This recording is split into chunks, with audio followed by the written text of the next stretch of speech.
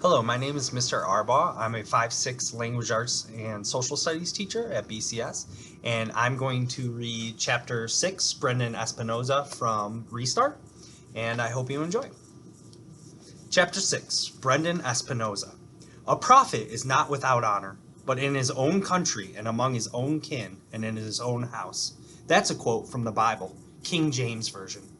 It turns out this applies to YouTubers as well. Here I am, ready to shoot the greatest video in the history of humanity, and I can't get anybody to help me. Come on, you guys, I plead with my fellow vidiots, members of Hiawassee Middle School's video club.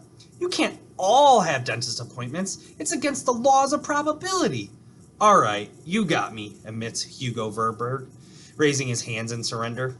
I don't have a dentist appointment. The reason I won't help you is because you're completely out of your mind. What do you care? I shoot back. That's my problem, not yours.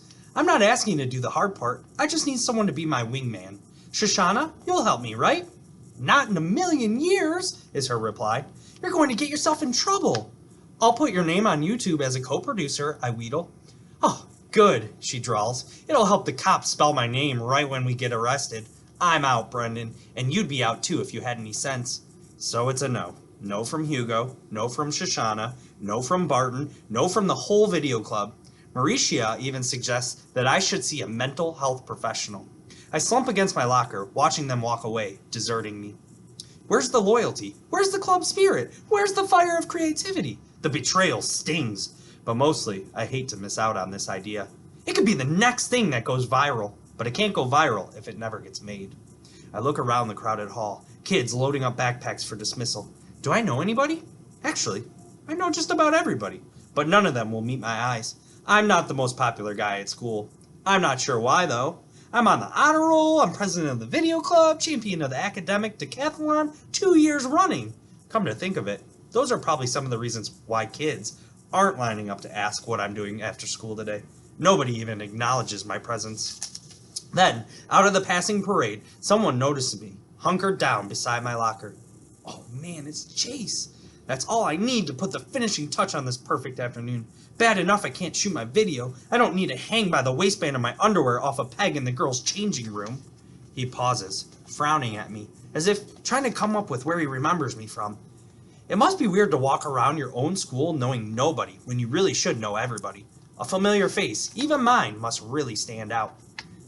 The cafeteria, I supply. We almost had lunch together. I'm Brendan. His face relaxes into a sheepish smile of recognition. His arm sling is gone, and even his cuts and scrapes are fading. Chase, he introduces himself. I have to laugh. Everybody knows you. How can I forget the face that starred in so many of my nightmares? With Joel Weber gone, I might be next on the list of preferred targets. I should have told him my name was Harold. Too late now. On the other hand, the word is Chase is off the football team, thanks to his head injury, and he certainly seems different than he was last year. Maybe that's because once you've cut a guy's chicken from him, he can never be that scary again. So I try the impossible. Hey, Chase, are you busy this afternoon? He shrugs. What do you got in mind? I push my luck. I'm shooting this video to put up on YouTube, but I need a wingman. Can you help me out? Part of me is screaming, abort! Abort! It's one thing to coexist in a world with people like Chase Ambrose. It's quite another to recruit the guy for something nobody else will touch. He never actually says yes. He just goes with me. I explain on the way. And when I tell him how the video is going to go, he doesn't even tell me I'm nuts. He just laughs and asks me if I'm kidding.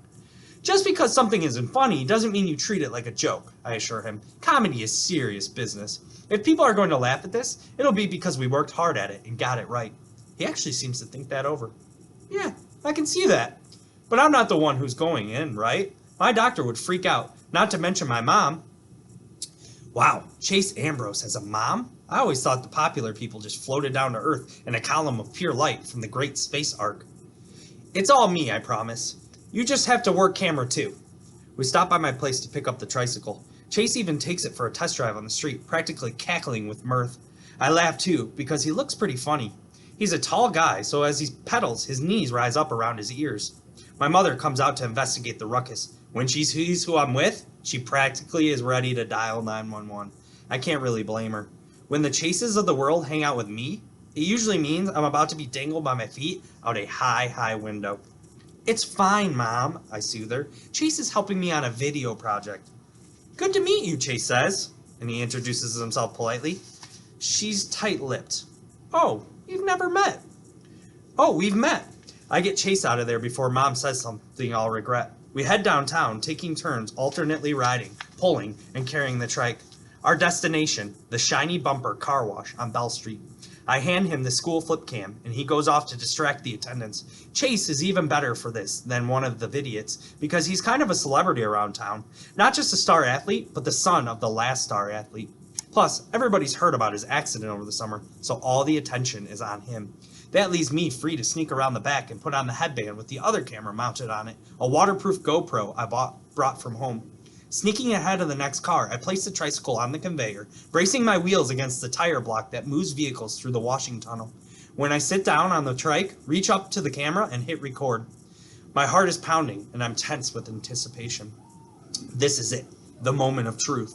The conveyor pushes me, and the first blast of water hits. It's all I can do to keep from screaming. It's ice cold. Considering the research and planning I did to get ready for this stunt, it never occurred to me that they'd use cold water in a car wash. I take hot showers. Why wouldn't cars? The frigid blast has my heart beating so fast, it's practically popping out of the top of my head.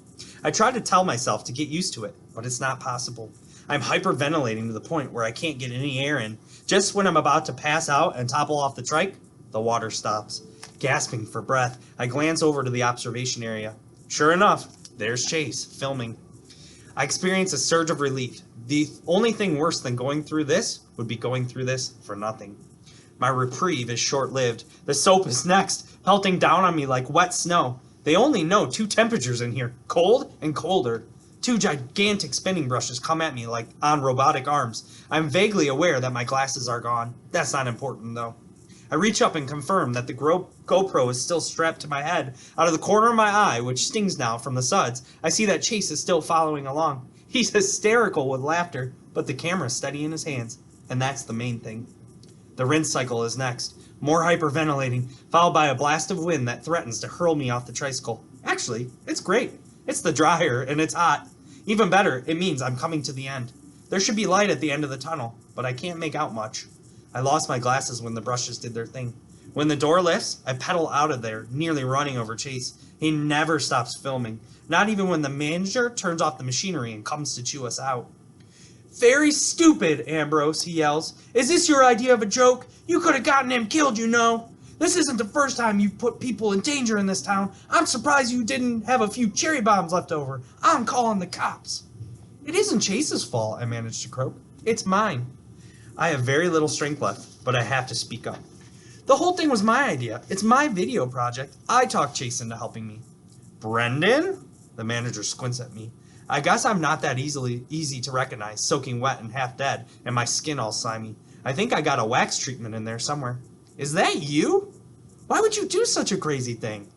I'm the president of the video club at Hiawassee Middle, I supply. Adults always cut you more slack if they think something is for a project for school. It does the trick, especially when I promise to put an ad for the shiny bumper on the club's yearbook page. Sure, I get yelled at, but at least no one is talking about calling the cops anymore. The manager even sends one of his employees into the mechanism to rescue my glasses, which are undamaged except for a small crack in the right lens. We head back to my place. I'm riding the trike, mostly because I'm too weak to stand. Chase carries the precious cargo, the two cameras with the footage on them. Sorry, Chase, I mumble, contrite. I didn't mean to get you in trouble. He cocks an eyebrow. Looks more like you got me out of trouble. All I did was tell the truth. The whole thing was my idea. That guy was ready to have me arrested, he insists. Well, I tell him, that's mostly because of your reputation. Oops. That is your old reputation, you know, for stuff you probably don't remember ever doing. In my depleted state, I'm not thinking straight. I'm digging my grave with my mouth. He shakes his head. My reputation wasn't what made the difference. That was all yours. You must be somebody pretty special around here to get that kind of reaction from a guy who runs a car wash. I'm blown away. My record as a nerd and goody two-shoes never seemed like much to me before. For sure, it didn't compare to Chase's. Athlete, bad boy, big man on campus. But it was my reputation, not his, that got us out of that jam back there. At my house, we managed to sneak upstairs without Mom getting a look at her baby boy in such a state of disrepair. I'd never be able to convince her that Chase didn't do it to me. a bully palooza where I was half drowned in the river and had my glasses smashed by a ball-peen hammer. I can barely bring myself to take the time to change out of my wet clothes. That's how anxious I am to see the footage we shot. I keep expecting Chase to lose interest and take off, but he hangs around, and it starts to sink in that he's just as into it as I am. We watched the video from the GoPro first. It's pretty insane. A blizzard of flying foam and torrents of water, and a lot of whimpering I wasn't aware of at the time. I might have been trying to yell for help, but I couldn't form actual words. I was also thrashing around more than I remember. It's a miracle I stayed on the trike. The best part is when the brushes come. It's as if I'm being attacked by two whirling monsters from Where the Wild Things Are. Next, we play Chase's footage from the viewing area next to the washing tunnel. There I am, clinging to the tricycle like it's the only thing keeping me from floating away into outer space. When the freezing cold water hits, my entire body writhes, belly dancer style, only at triple speed. And when the powerful dryer's on, you can actually see my skin pushed up against the bone structure of my skull. It's pure gold, and I have to say that a lot of the credit for that goes to Chase. He's got a real knack for camera work. We laugh until we're falling over each other. It's definitely more fun to watch it when it was to go through it. It was definitely more fun to watch it than it was to go through it in real life. I showed Chase how to piece the video together on the computer, intercutting footage from both cameras for maximum effect. For example, when you see the GoPro image flying all over the place, and then jump to me jerking and flailing, struggling to keep my perch on the trike, it's even more hilarious because it explains why the picture inside the car wash is so wild and chaotic. Chase catches on quickly and adds some good suggestions of his own, like a split screen of both cameras when the spin brushes come on. At last, we set the whole thing to music, Ride of the Valkyries, and upload the clip to YouTube. We give it a title, How to Clean Your Tricycle. Brenda Espinoza and Chase Ambrose, co-producers. I kid you not, he actually thanks me when I include him in the credits. We watch it on every device in the house, the computer, our phones, and an iPad. We even Chromecast it to the TV. It doesn't get old. If this video won't go viral, there's no justice in the world, or at least on YouTube. He's still laughing as I see him out. That might be the most fun I ever had, I swear. He's like a kindergartner who's just been handed the world's most intricate balloon animal. Without thinking, I reply, How do you know? You've probably forgotten most of the fun you've had. He looks surprised for a few seconds, and I figure I'm about to get his book bag in the side of my head. Then he says, Good point, but it was still awesome. Me and my big mouth. I can't leave well enough alone. You know, we've got a video club at school, and you'd be a natural with your camera skills. We could really use you. That might be the dumbest thing I've ever said aloud. Chase Ambrose and his football buddies have made a career out of terrorizing kids, just like the Vidiots. Recruiting him is like inviting a shark over for sushi. He grins at me. When's the next meeting?